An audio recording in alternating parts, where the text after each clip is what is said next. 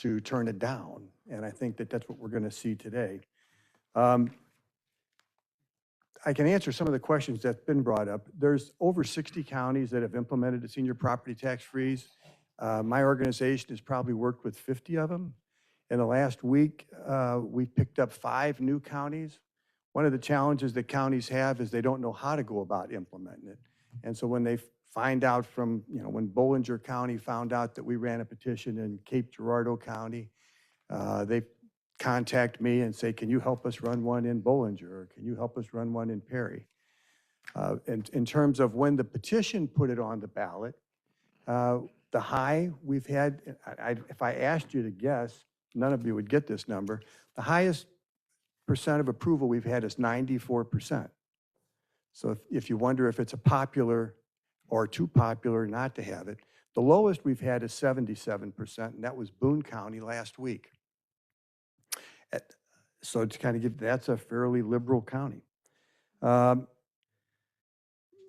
The challenge that we're having here with this bond indebtedness was all started by the Missouri Association of Counties. And I talked about this at really the very first meeting that Mr. Harder held here. They had a webcast, and they invited all of the county officers to join. There was 350 that were at the meeting on YouTube. It still might be online. And somebody passed me an invitation, so I listened to the meeting. And the directions they gave counties so they didn't have to implement it was to obfuscate the bill and to call it chaotic and to call it illegal and to delay. And the first meeting I came here, I don't know who he was, but he took an hour and a half of delay to talk you out of doing it.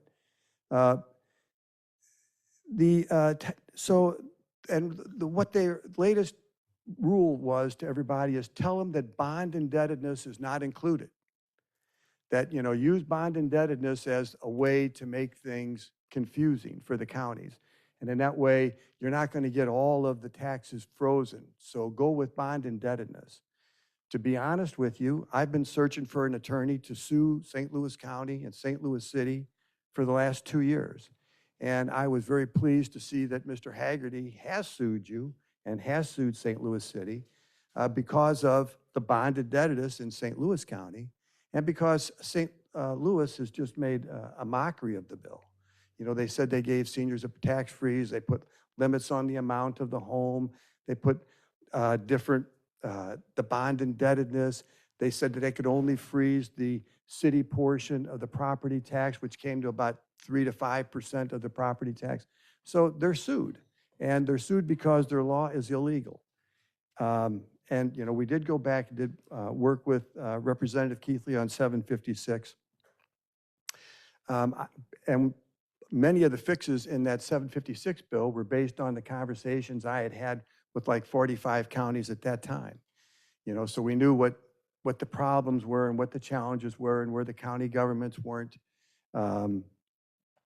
living up to what the statute said. There are several recommendations we'd like to make, from the thousands of members that we've got just here in St. Louis County, but across tens of thousands of members we've got across the state. Number one, you need to terminate your restriction on bond indebtedness. It's against the law. You're going to lose it in your lawsuit. It's a way that you might mitigate the loss of the lawsuit. We also suggest that you go ahead and replace the sunset clause, because if you don't, what we're going to do is put a petition together. And a petition is all we need is 35,000 signatures, where you've got 82,000 people that have applied. So you can look like heroes by simply terminating your sunset clause, foregoing us to have to go through a petition to collect the 35,000 names and putting it on the ballot. So we suggest you do that. I think that the best medium to communicate with most seniors is probably TV. So for the Department of Revenue, we'd suggest that, try to get the TVs to give you public service announcements for how people can turn it in. I probably have fielded 1,000 emails on the application process here in St. Louis County. And my number one recommendation, everybody, because there was problems with the website and crashing and things like that, I told people, go to the offices. And I even announced that in my email. And I got to say, your staff was amazing. That's how I filed my application. And if I wouldn't have filed my application, my appraisal this year would have gone up 29%.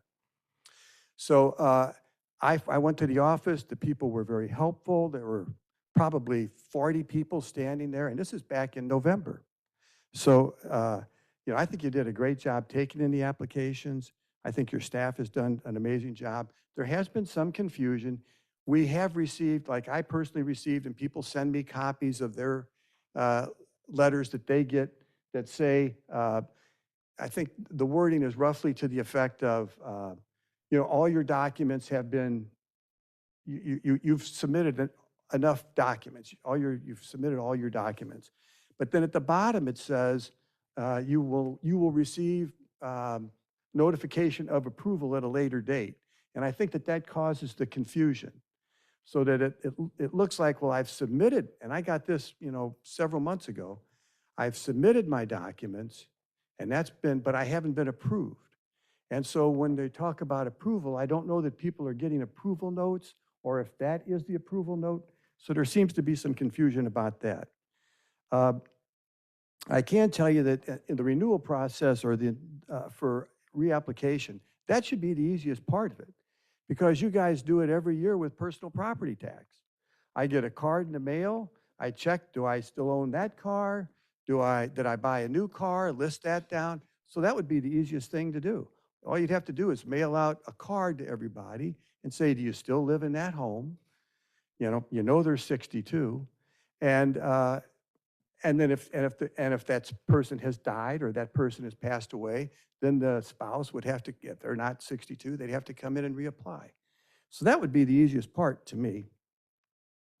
I'd also like to say, due to the extraordinary increases, and now I'm starting to get emails from people that aren't seniors, and they want to know, well, what can we do to stop these property taxes?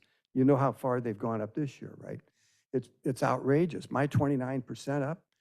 I'm appealing that. I've got a meeting tomorrow morning with the Board of Equalization, even though I know I'm frozen, because I don't want them to just tack on 29% on the price of my home. I plan on being there for a long time. If I let them tack it up 29% every 2 years, where am I going to be?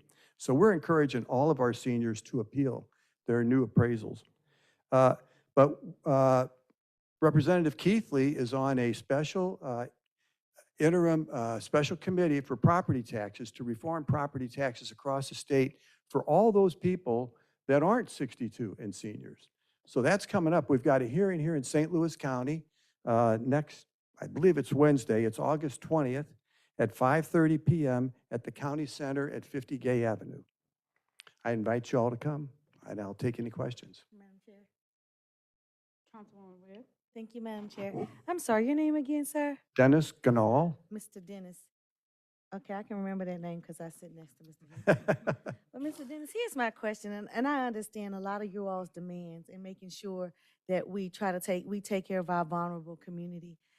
I am on this trying to get an understanding, even with the sunset. What is the harm of having a sunset so we can evaluate the good, the bad, we continue, we don't continue, we need to change it? What is your understanding of why that's a bad thing? Because in any business, you kind of like have a process and then you evaluate it. So yeah, I get that, right? But what I'm going to say is that you probably won't agree with. We're just going to put a petition on you. Yeah, I've already got the threat. Right. Go ahead. And so we put a petition on, and so then your sunset is, it's a moot point, because the petition would, and you read the state statute, the petition precludes any action by the county council. Mhm. That's the way the state was changed in 756. So anything we do with the petition will preclude any action you take. So your sunset becomes a moot point. But you wouldn't want us to do our due diligence in evaluating the program to see how effective or ineffective it has been, so we can streamline it or make it better? You don't want to give us none of those options just to threaten with another petition to tie our hands or make us mute? Well, here's the thing. I approach things differently than you, right? Tax relief now, our theory isn't, we approach taxes from the perspective of what can people afford to pay, not what government can afford to spend. And so I don't look at it from your perspective of, well, you know, what would make it better for you? I look at it from the perspective only of what's going to make it better for seniors. And what makes it better for seniors is freezing their property taxes at the age of 62. So I understand that, sir. And I guess you got my interpretation wrong either. I'm not looking at it what is better for me. I'm looking at what is better for all of St. Louis County. So when I look at all of these miles and miles of roads that we have to take care of, and all of these infrastructures and all of these things from the school district to the fire district to your particular home, sir, and the street that you live on, Sure. I'm trying to ensure that we are responsible to ensure that everyone is taken care of. And right now, we have quite a bit more aging population in St. Louis County than we have new population coming to build homes and live in St. Louis County. So what is attracting them to come to St. Louis County when they don't get any additional freezes? And we all voted to say, let's go forward with this. But I'm just baffled by the fact that no, if you don't do what I say, I'm just going to give you potential. You don't have a name, and don't worry about everybody else. Just take care of the seniors. Oh, we worry about everybody. Okay. I'm a former professor. I retired, right? Uh-huh.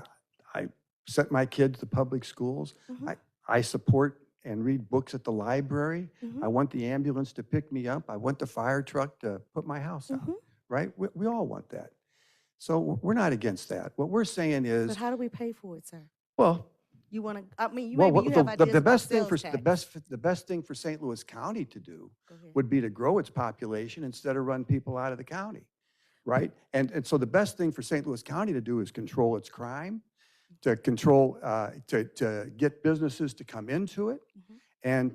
and to take care of its citizens. In fact, you could make what we've done in Missouri in the last couple of years is we've frozen seniors' property taxes. This is through Ben Keithley's bill. We've also exempted Social Security and public pensions from state income tax, right? And we just got capital gains exempted from state income tax. So actually, we've made Missouri a great place to retire.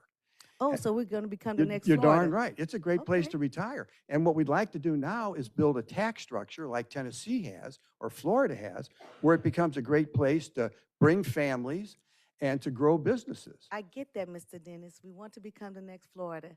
But in the meantime, Or while we're Tennessee. getting there, or Tennessee, because I went to Fisk University in Tennessee. There you go. It's grown exponentially. However, in the meantime, while we try to pay for, what was those things you say we need to focus on? Crime? Crime and keeping bring people here. keeping families here. That's And exactly how do we pay right. for that, sir? That's all I'm getting at. It's just we Well, want to have everything, and I believe in us being fair, where we can help some in certain areas, but if we don't come up